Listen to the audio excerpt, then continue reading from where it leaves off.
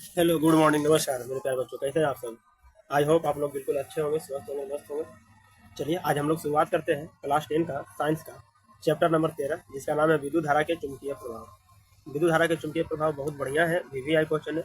और हमने आज टॉप 20 क्वेश्चन इसमें सेलेक्ट करके रखा है कि आप टॉप 20 में से कितना नंबर इसको सही करते हैं। ठीक है, और काफ़ी इंटरेस्टिंग है। इंटरेस्टिंग इस प्रकार का है कि कोई आपने पढ़ा होगा, अब लास्ट स्टेज है, तब हम लोग क्या करेंगे, ज़्यादा से ज़्यादा प्रैक्टिस करेंगे। और अब हम कोशिश करेंगे दिन पर है ना 2-3 वीडियो करने का।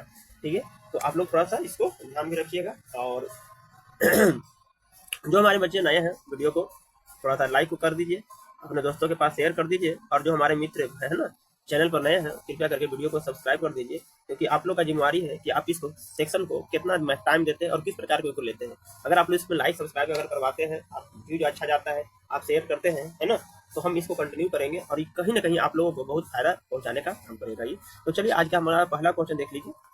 क्वेश्चन नंबर पहला क्वेश्चन कहता है कि डायनेमो का सिद्धांत किस पर आधारित होता है।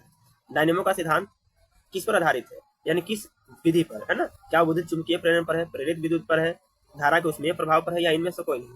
तो देखिए इसका सबसे इंपॉर्टेंट क्या है, डायनेमो का सिद्धांत क्या कहता है कि डायनेमो जब चलता है तो इसमें एक प्रकार का चुंबकीय प्रेरण उत्पन्न होता है।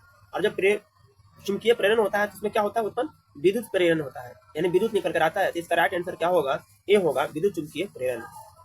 ठीक है, क्वेश्चन नंबर 2 की तरफ चलते हैं। विद्युत धारा उत्पन्न करने की युक्ति को क्या कहते हैं। युक्ति का मतलब यंत्र होता है कि विद्युत धारा जो उत्पन्न करता है उसको, यंत्र को, उस मशीन को क्या कहते हैं। क्या जनित्र है, गैल्वेनोमीटर है, एमीटर है, या मोटर है। जल्दी से बताइए। तो इसको हम लोग कहते हैं जनित्र कहते हैं। क्या कहते हैं, जनित्र कहते हैं।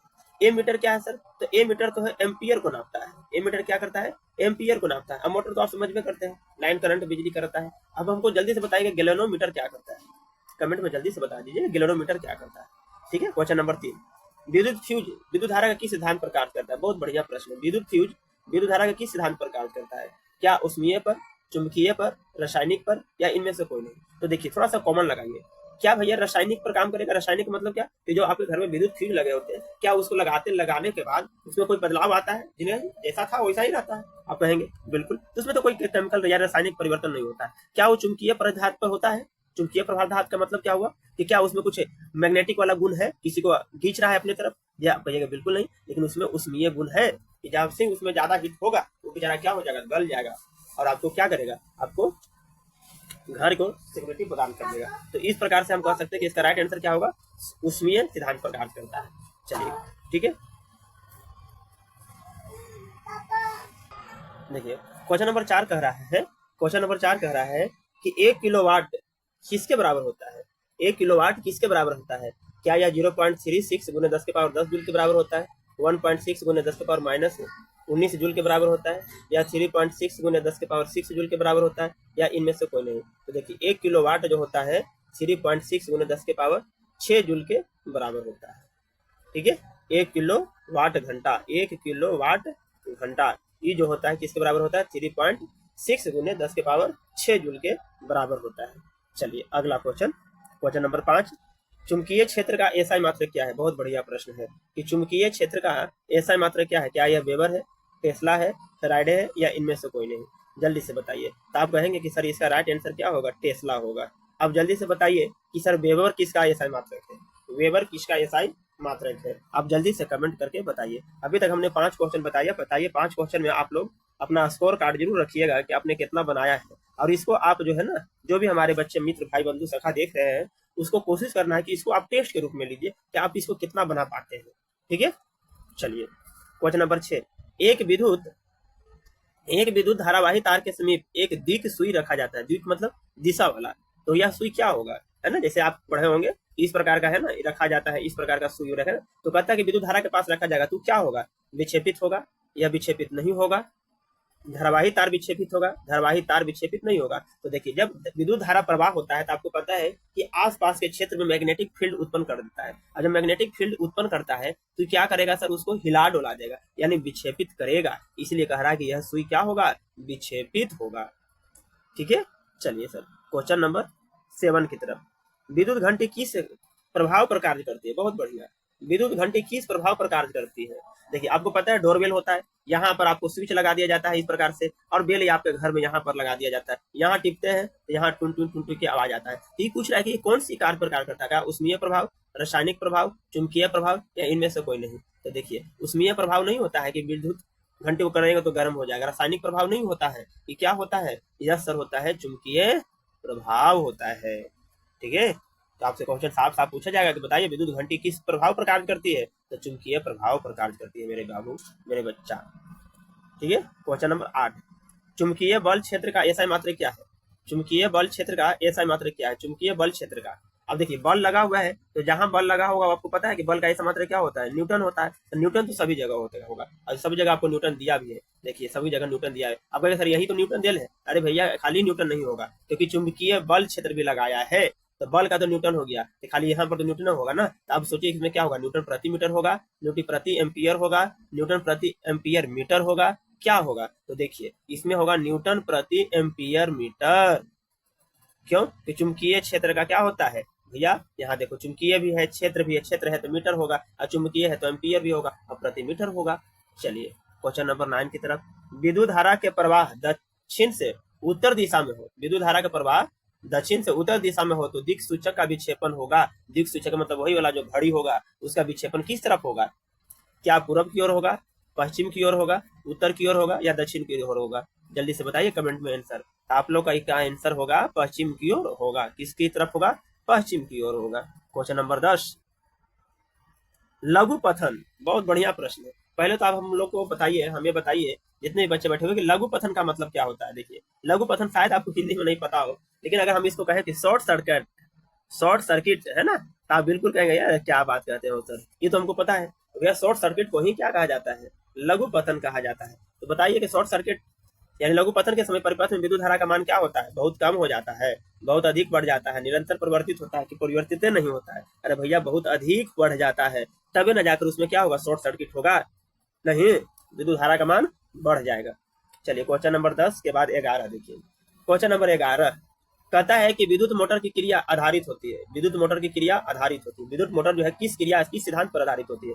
क्या विद्युत धारा और चुंबकीय प्रभाव पर, चुंबक और विद्युत धारा के प्रभाव पर, आर्मेचर के घूर्णन पर, ये इनमें से किसी पर नहीं? तो देखिए इसका राइट आंसर क्या होगा? इसका राइट आंसर होगा ए, विद्युत धारा और चुंबकीय प्रभाव पर। क्वेश्चन नंबर 12, विद्युत धारा की दिशा में परिवर्तन होने पर चुंबकीय क्षेत्र की दिशा क्या होगा? कह रहा है विद्युत धारा की दिशा में परिवर्तन होने पर चुंबकीय क्षेत्र की दिशा क्या होती है? बदल जाती है, कोई परिवर्तन नहीं होता है। चालक तार जिसमें धारा बहती है दिक् सूचक पर कोई प्रभाव नहीं डालती है, द्विक सूचक चुंबकीय क्षेत्र से स्वतंत्र रहता है, क्या होता है? इसका राइट आंसर है बदल जाती है। विद्युत धारा की दिशा में परिवर्तन होने पर चुंबकीय क्षेत्र की दिशा बदल जाती है। बहुत बढ़िया।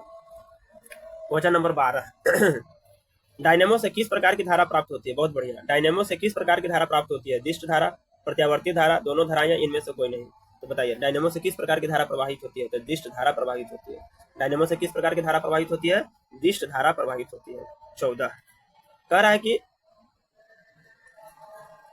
जल विद्युत संयंत्र किस ऊर्जा को विद्युत ऊर्जा में रूपांतरित करता है? जल विद्युत जो संयंत्र होता है, मशीन जो होता है ना, किस ऊर्जा को विद्युत ऊर्जा में रूपांतरित करता है? क्या तापीय ऊर्जा को, क्या नाभिकीय ऊर्जा को, क्या सौर ऊर्जा को, क्या स्थितिज ऊर्जा को? अब देखिए बाबू, जल की बात कर रहा है तो जल तो क्या रहता है? स्थिर रहता है। अब स्थिर में जो उपस्थित रहेगा ऊर्जा, वो कौन सा ऊर्जा होगा? स्थितिज ऊर्जा होगा। सौर ऊर्जा तो आपको पता है कि सौर सेल की बात करेगा ये। नाभिकीय ऊर्जा बताया है कि न्यूक्लियर फ्यूजन से काम करेगा। तापीय ऊर्जा तो समझ ही रहे हैं, है ना, तो जमीन के अंदर से जो मामला होता है। इस प्रकार से इसका राइट आंसर 14 का क्या हो जाएगा? स्थितिज ऊर्जा हो जाएगा। क्वेश्चन नंबर 15, बहुत बढ़िया प्रश्न है। किसी वोल्ट मीटर के स्केल पर 0 वोल्ट और 17 के बीच 20 विभाजन चिन्ह है, तो उस वोल्ट मीटर का अल्पांक लेस्ट काउंट कितना है ना? देखिए ऐसे क्वेश्चन आपको डायरेक्ट आंसर याद नहीं रखना पड़ेगा, है ना। इसका राइट आंसर क्या होगा? ये होगा। खैर क्वेश्चन नंबर 16 चलते हैं। विद्युत बल्ब में कौन सी गैस भरी जाती है? बहुत बढ़िया प्रश्न है कि बताइए विद्युत बल्ब में कौन सी गैस भरी जाती है? निष्क्रिय गैस, हाइड्रोजन गैस, निर्वात रहता है, या वायु भरी रहती है? देखिए भैया वायु भरी नहीं रहेगी। वायु भरी रहेगी तो क्या विद्युत बल्ब जलेगा ही नहीं, विद्युत बल्ब जलेगा ही नहीं। तो सर कहिएगा कि सर क्या रहता है ना, क्या रहता है? तो देखिए निष्क्रिय गैस रहता है। क्या रहता है?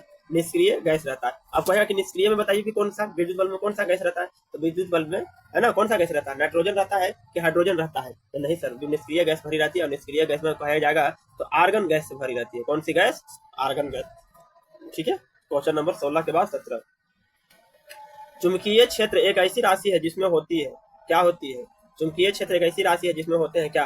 क्या परिमाण होते हैं? परिमाण और दोनों होते हैं। दिशा होता है, इनमें से कोई नहीं। देखिए यहाँ पर परिमाण और दिशा दोनों की बात कर रहा है कि क्या परिमाण और दिशा दोनों होती है ना। क्वेश्चन नंबर 17 तो कहता है बिल्कुल सर, परिमाण और दिशा दोनों होता है।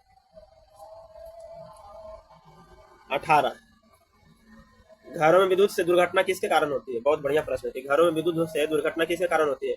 क्या फ्यूज तार से, शॉर्ट सर्किट से, उच्च धारा प्रवाह से, क्या इनमें से कोई नहीं? तो देखिए घरों में विद्युत धारा दुर्घटना किसके कारण होती है? तो सर शॉर्ट सर्किट से होती है। क्या होती है? शॉर्ट सर्किट से होती है। क्वेश्चन नंबर 19 हम लोग चल रहे हैं। भारत में उत्पादित, बहुत बढ़िया, भारत में उत्पादित प्रत्यावर्तित विद्युत धारा की आवृत्ति होती है। देखिए इस क्वेश्चन को आप एकदम VVI मान लीजिए, ये प्रश्न आपको 100% श्योर है कि मिलने जा रहा है ना। विद्युत धारा की आवृत्ति कितनी होती है? 50 हर्ट्ज, 60 हर्ट्ज, 70 हर्ट्ज या 80 हर्ट्ज? इसका आंसर क्या होगा? राइट आंसर 50 हर्ट्ज होती है। और आज का हमारा लास्ट क्वेश्चन है, आखिरी क्वेश्चन है कि बताइए विद्युत चुंबकीय प्रेरण की खोज किसने किया है? विद्युत चुंबकीय प्रेरण की खोज किसने किया है? क्या फैराडे ने किया, मैक्सवेल ने किया, फ्लेमिंग ने किया कि एम्पियर ने किया? इसका राइट आंसर क्या होगा? फैराडे ने किया है। तो आज के लिए इतना ही। आप सभी को वीडियो देखने के लिए बहुत बहुत थैंक यू, धन्यवाद, है ना। आप इतना तक देख ही लिए हैं, आपको अच्छा लगा है, खराब लगा है, बुरा लगा है, आप कमेंट भी कर दीजिए। और चलते चलते 0.9 सेकेंड आपका लगेगा, चैनल को सब्सक्राइब कर लीजिए, और चैनल को सब्सक्राइब कर लीजिए, है ना। और कमेंट जरूर कर दीजिए कि इस प्रकार का बटन रहता है, आप इसको सब्सक्राइब कर लीजिएगा, घंटी को, है ना। तो आज के लिए इतना ही, हम लोग मिलते हैं फिर एक नेक्स्ट वीडियो में। तब तक के लिए आप सभी को, है ना, तहे दिल से शुक्रिया, थैंक यू, धन्यवाद।